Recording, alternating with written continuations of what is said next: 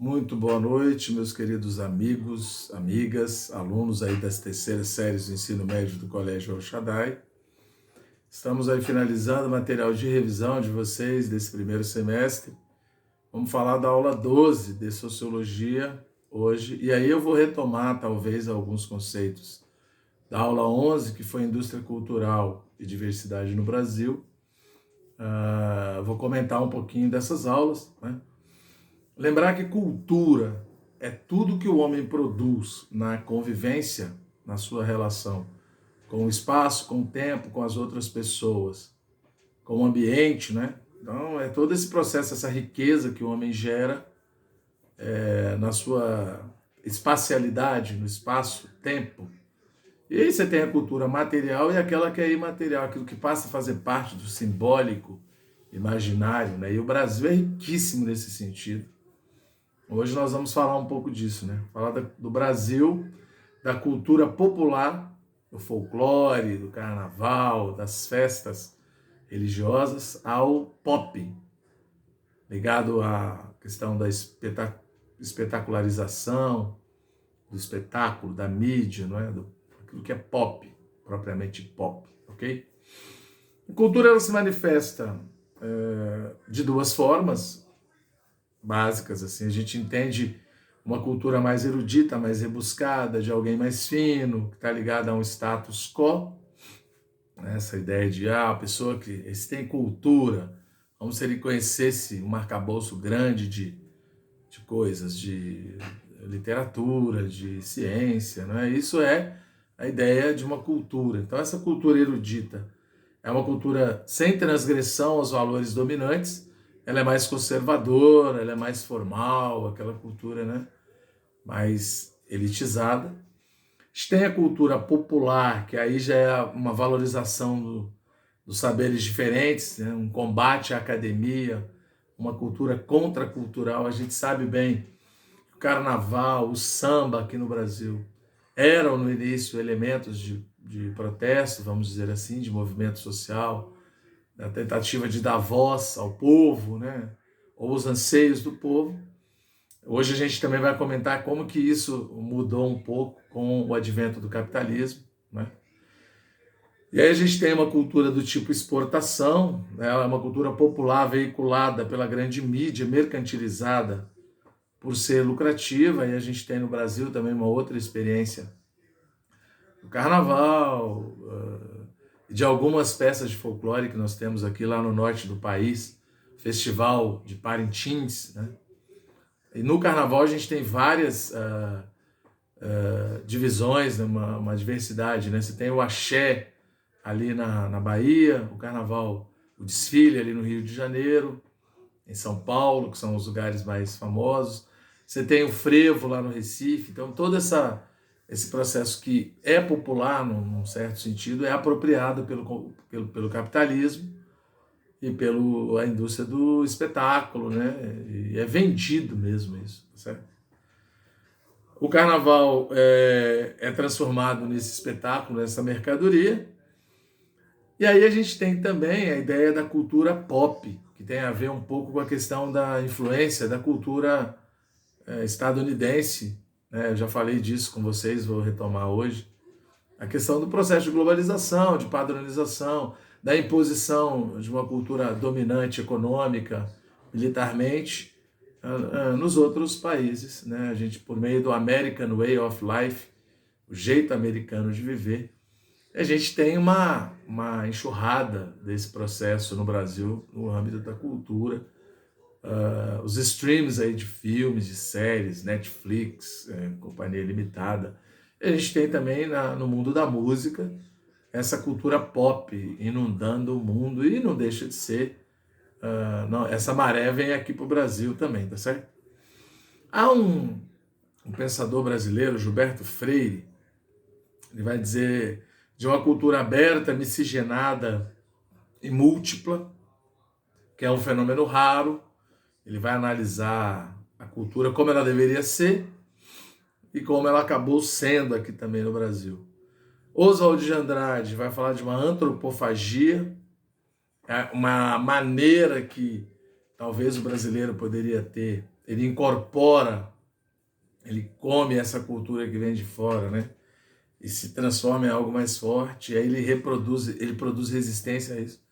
Como se fosse a gente atacando as bactérias aí com antibiótico, ela come aquilo e fica mais forte, vamos dizer assim, né?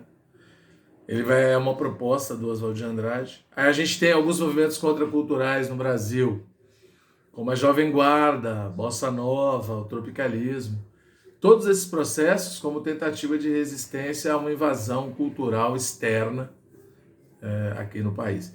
Então, é possível conviver com essa resistência, com essa transgressão, e, por outro lado, perceber que também há uma manipulação, mercantilização da arte, da cultura, que a escola de Frankfurt vai chamar de cultura de massa, de indústria cultural. E aí a gente pode pensar na televisão, pode pensar no próprio cinema, a indústria hollywoodiana, né, invadindo o mundo, e não deixa de ser assim aqui também no Brasil, tá certo? E lembrar sempre que todo movimento social, ele é contracultural. Ele é de ordem política, é de ordem reivindicativa e é de ordem de classe. Não há a gente não pode ter uma inocência tão grande em pensar que, mesmo no processo da cultura, não há um interesse por trás de todo esse projeto, né? Ainda mais num mundo que hoje, em grande parte, é capitalista, um mundo que o interesse maior é realmente o lucro, é vender tudo, é transformar tudo em mercadoria. E esse processo contracultural, ele tenta lutar contra isso. E a escola de Frankfurt vai dizer que é possível, desde que se use um senso crítico efetivo para isso, né? É possível, inclusive, a quem produz uma arte autêntica nesse mercado tão cheio de interesses, conseguir se manter autêntico. É raro, mas é possível, certo? A gente tem as manifestações e as contradições, e aí eu quero pensar um pouco com vocês, do ponto de vista da questão religiosa, as mães de santo, no Senhor do Bonfim, ali na Bahia, há o sincretismo religioso, a essas religiões de matriz africana, para sobreviver no Brasil, elas acabaram incorporando ideais religiosos católicos, porque era a religião dominante aqui no país. E há esse sincretismo, essa junção, essa união. Por um lado, gera uma certa riqueza, mas também a gente sabe que é uma maneira de lutar ou de resistir contra uma padronização, um domínio, né? Os patrimônios materiais, culturais aqui no Brasil, missões jesuítas, a cidade de Brasília, projeto cultural da cidade, da sede, né, do governo federal brasileiro. Patrimônios imateriais, no Brasil a gente tem o candomblé, literatura de cordel ali no Nordeste, né? O próprio frevo, né, ali em Pernambuco, ou Parintins. Por que se torna imaterial, patrimônio imaterial? É algo que faz parte do simbólico de uma cultura, de um povo, de uma região. E isso é tombado, né, pelo patrimônio histórico mundial, é aceito como produção simbólica própria daquele lugar e passa a fazer parte do imaginário do país, tá certo? Não é necessariamente algo que precisa se materializar, mas é algo que já está atrelado ao imaginário, ao simbólico, ok? O catolicismo também faz parte dessa questão. E aí a gente pode pensar também no protestantismo aqui no Brasil. E aí vamos entrar em algumas perspectivas de polêmicas contraculturais, que são da legalização do aborto, a união homossexual, a pena de morte, o ateísmo. Tudo isso pode ser pensado do ponto de vista cultural, tá certo? E são processos sociais que são dignos de serem analisados, avaliados, pensados. A questão do aborto é uma questão polêmica, mas ela é presente nas discussões das sociedades, da cultura de um povo, né? Existem países em que o aborto, em determinadas condições, ele é permitido, em outros países não. Mesma questão, pensar na pena de morte, né? Nos Estados Unidos existem lugares que é permitido, lugares que não. Pensar nessa questão da união entre casais de mesmo sexo, também é polêmica, e no Brasil isso é polêmico, nos Estados Unidos também, mas são movimentos presentes no imaginário cultural humano. Se você pensar do próprio ateísmo, em contradição às religiões em geral, são movimentos contraculturais, que fazem parte da construção daquilo que chamamos de civilização, que é tão múltipla, tão diversa. E há uma luta, a gente sabe, uma tentativa de padronização cultural, econômica, histórica no mundo, né? Existe inclusive a ideia de um pensamento único. Existe um pensador chamado Fukuyama que pensa isso, né? Ele vai dizer que acabou a história porque o capitalismo venceu. Só há um jeito de pensar, mas a gente sabe que não.